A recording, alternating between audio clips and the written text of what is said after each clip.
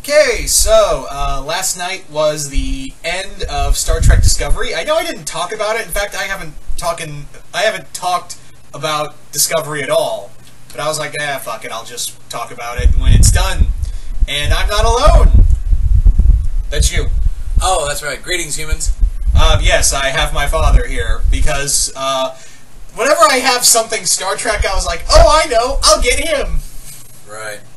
So we're going to, I also, by the way, I'd like all your viewers to know that I'm broadcasting in the nude.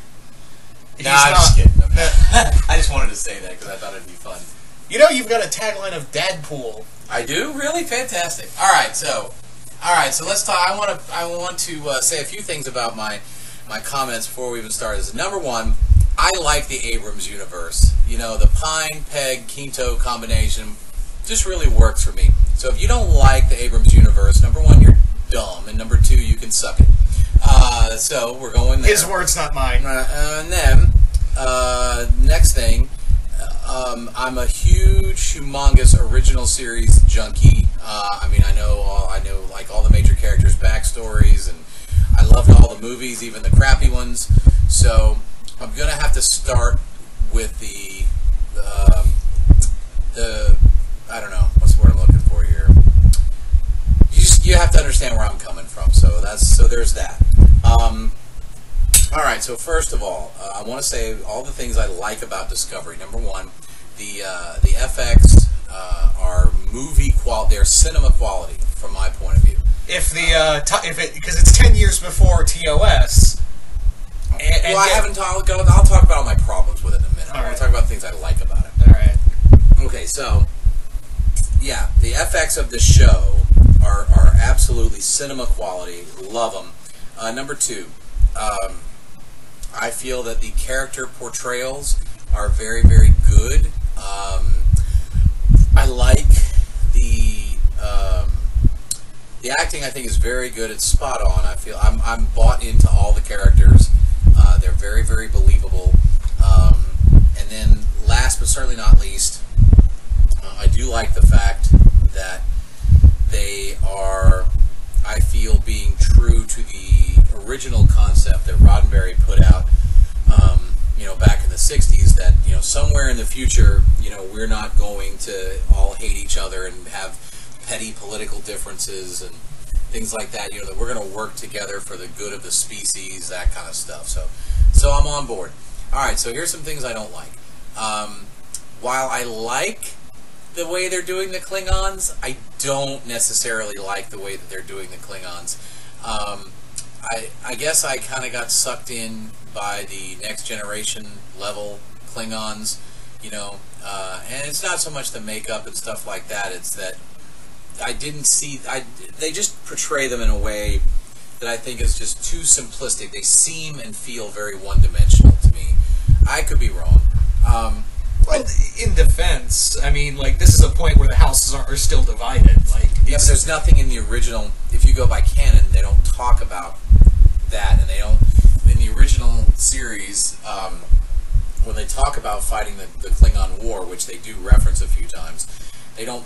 I guess maybe because they didn't understand that they had different houses and things like that. But here in this universe, they make it sound like that's exactly what they are. So what's the gap between the Enterprise series, where they clearly understood that there were different branches of the Klingon species, and to now, you know what I mean? So and it's weird because they reference Enterprise in here. Right. Yeah, they talk about Archer going to the Klingon homeworld and so on and so forth. That's been coming up a lot lately. Like, they came up in Beyond, too. Yeah, I know. Well, here's the other thing. So, I also do not like the fact that the technology, the tech that they have, far exceeds what the original series had. Now, I understand, I know before any of you say anything, yes, I understand that they were limited by the scope of the imagination of the writers, and that, some of the things that were in the original series we actually have nowadays. But nonetheless, if you're going to stick kind of true to it, if you're going to stay in those storylines and that's overarching Federation story arc thing, I just don't know. And then you could also say, oh, the Discovery was a secret ship and blah, blah, blah. I don't know. I have an emotional kind of a disconnect there, being a fan of the original series. The next thing, I don't like that they're borrowing some storylines directly from TOS. I just feel like they could do their own thing. I don't think you have to. To me, it feels a lot like pandering. I wouldn't say pandering. I was going to say trying to reinvent the wheel. Like they're trying to, you know what I mean? Prove that like as if you had to prove Roddenberry did it right the first time. Yeah. You don't have to prove that to anybody. So I have a fundamental problem with that. Let's see, what else do I not like about it? I do like the overarching story arc per season. I like that. I don't like the fact that they left us hanging with Jason Isaacs' character. Why is his name still in the credits and his ass ain't been on the show in 2 weeks? I don't know. I don't know what they're going to do. I feel like they left me hanging because if there was duplicates in every universe, okay, then where's the captain Captain Lorca that's supposed to be in the good universe? So, I don't know. I got a few problems with it. I just said that I don't like the flipping on the two stories and the fact that how are they going to fold in something with Pike's Enterprise and so I just don't know. I'm interested to see where it's going to go. I just feel like they could do their own. They're pushing a limit. Well, the universe is pretty fucking big. Why does it all have to be the same things over and over again? So that's kind of what I'm at. I like the use of the Klingon language.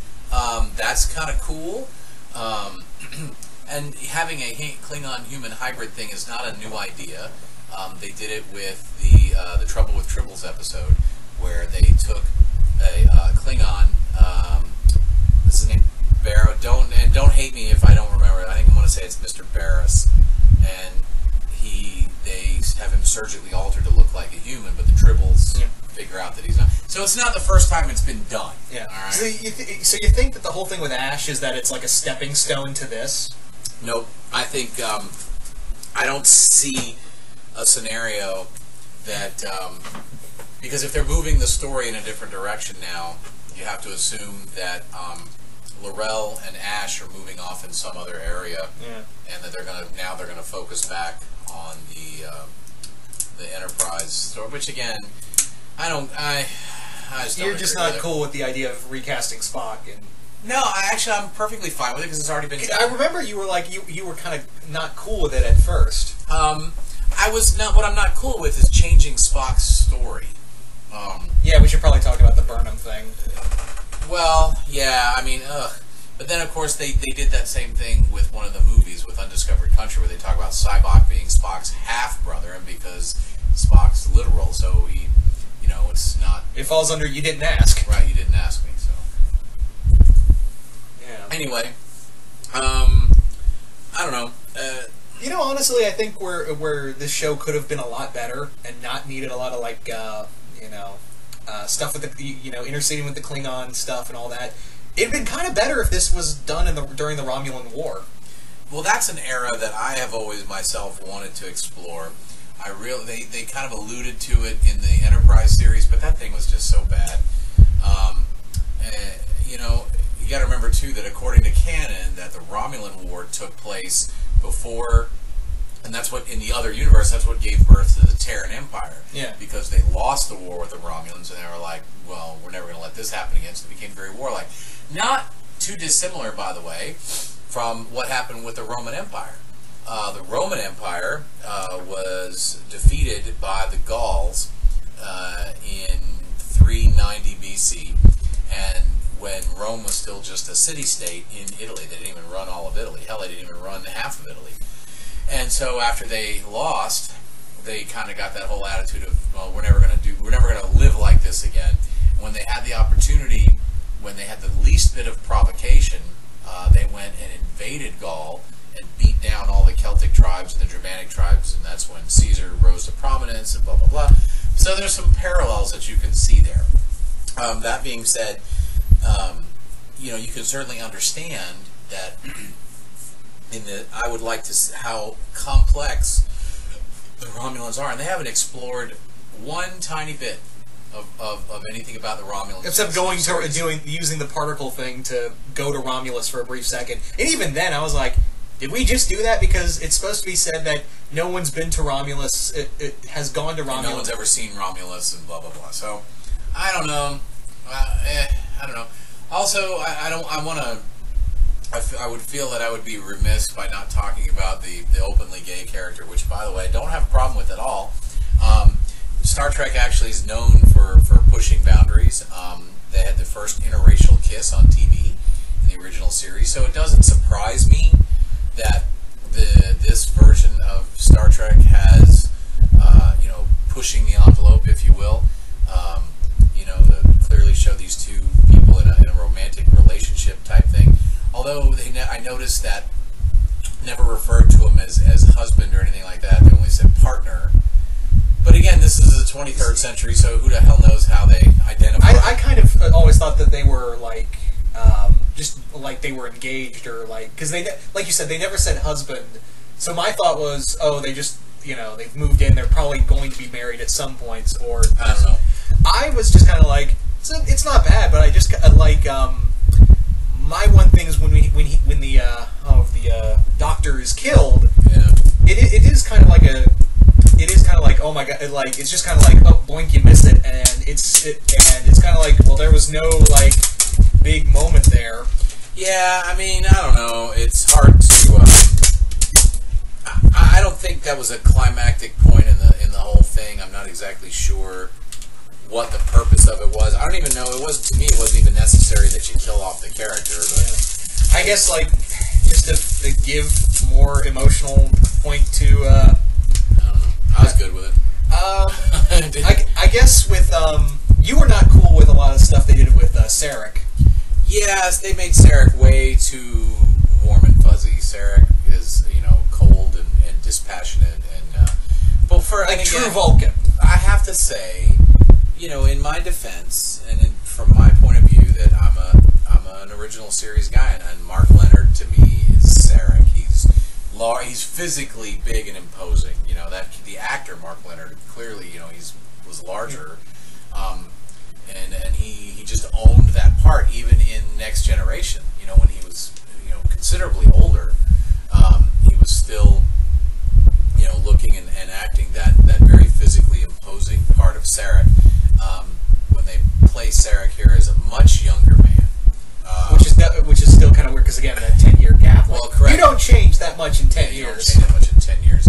And Vulcans age slower than humans anyway. And in fact, in the original series, when Kirk first encounters Sarek, he's 102 or 112.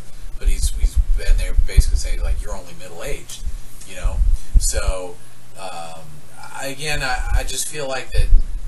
I'm not saying if they're trying to portray him as young Sarek, it's only 10 years out from the Kirk Spock era, McCoy era. So. Also, I got a problem with all the AI. I don't have and by that I don't mean I have a problem that I need some more explanations. They got somebody with an implant. They got a half robot fucking thing. I need something. Give me something here. These with Data, they said what he was. I don't know what these people are doing. Yeah. So. It's just something a little, maybe cybernetic implants or something like that. Well, clearly one of them's got a cybernetic implant, but that other thing. I don't know. The other woman, I don't even know their name. That's the thing. One of them, the helmsman, has a name because they've used it a few times. But the other thing, the blue and black looking thing, I got no idea what. That's the other thing is that we show characters look at our makeup. It's almost like look at our makeup designs. I would say in terms of makeup, the best one is Saru. I do like that. I like the fact that they were that they kind of made it going to Red Lobster and picking your dinner out of the tank. That was good. I liked that. The Terran Empire stuff was kind of fun. It was fun, because it's fun to be bad because you don't have to have, you don't have to be heroic. It's easy. It's easy to be bad. I mean, you have to be complex about it, but it's for example when I did some theater and I got to play a bad guy, and it was very liberating. Because you're not constrained to anything, When did you play a bad guy? The thing when we did Superstar, I was. You were one of the disciples. Yeah, but when you play two roles, It's a whole. I don't remember you. Well, you weren't paying attention, so I wasn't at one. I was anyway, at it's whatever.